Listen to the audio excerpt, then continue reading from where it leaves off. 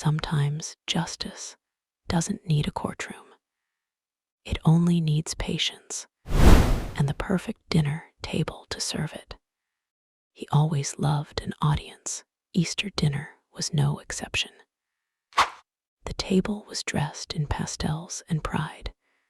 Glazed ham, polished silver, the clink of champagne glasses. My brother sat across from me, his posture loud, his grin louder. "Not everyone can handle a real career in tech," he said, slicing his ham like he was cutting through me. I didn't flinch. I never do. He was 2 years older, always the golden child. When he got into MIT asterisk, the family celebrated for weeks. When I quietly launched my first startup, they barely looked up from their plates. He was brilliant, arrogant, but brilliant. He taught me one thing, though. People believe the one who talks loudest asterisk. So I learned to speak quietly and move in silence. Years later, when I pitched my software idea, a data optimization tool, he laughed.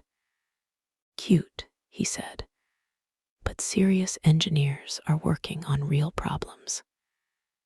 He got a job at a flashy Silicon Valley firm, Venture Core asterisk asterisk, sleek offices, a rooftop bar, endless ego.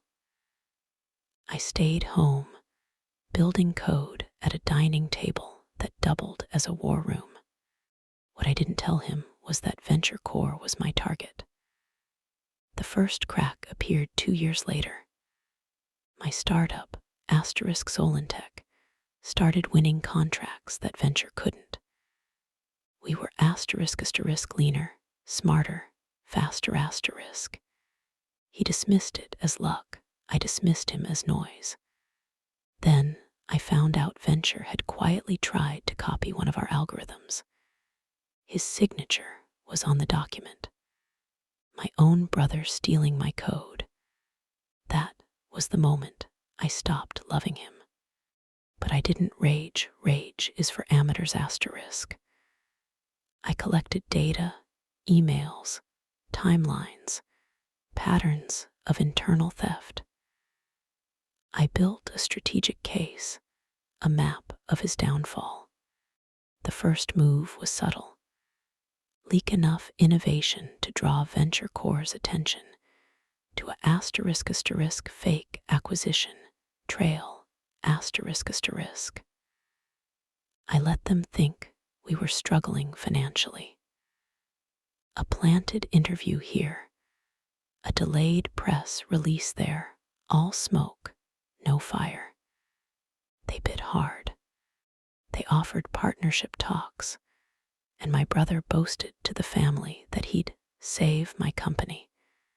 He even practiced his victory speech. I heard it in his tone when he called me that night. "I'll make sure they don't swallow you whole," he said. I smiled into the phone. Appreciate it. The irony was by then I already owned the data core Venture Core depended on. Through shell investors, through careful buyouts, I acquired their supply line, 3 startups deep. They didn't see it. He didn't see it. When the merger finalized, the truth came out on one page. Solentech acquires Venture Core in strategic takeover. CEO, me CTO, terminated my brother asterisk asterisk. Easter dinner was my encore. He walked in late, unaware, still talking about his promotion that didn't exist. He sat beside Grandma, laughing about bootstrapped companies and wannabe CEOs. I listened, calm. The storm was already spent. Then Grandma turned her head, eyes sharp behind her glasses. The words landed like a verdict. Is that why your company just bought his? The silence that followed was surgical. You could hear the hum of the fridge in the next room. His smile faltered, then vanished. His fork froze midair. He turned toward me, eyes searching for denial, mercy, anything. I just looked at him the same way he used to look at me when I was small and proud of nothing. I didn't gloat. I didn't need to. The acquisition wasn't revenge. It was reclamation asterisk. Every sneer, every dismissal, every stolen line of code, I folded it all into my empire. He left the table early. I stayed, finished my wine. Grandma asked her quiet question. Did you mean to do that? I nodded once. He taught me everything I needed to win. I didn't destroy him out of hate. Hate burns too fast asterisk. I dismantled him out of principle, to prove that asterisk silence doesn't mean weakness, and humility isn't submission asterisk. He thought he built the ladder. I just climbed higher, quietly, steadily, until I reached the lever that pulled his world apart. And when I look back now, I don't feel guilt, only clarity.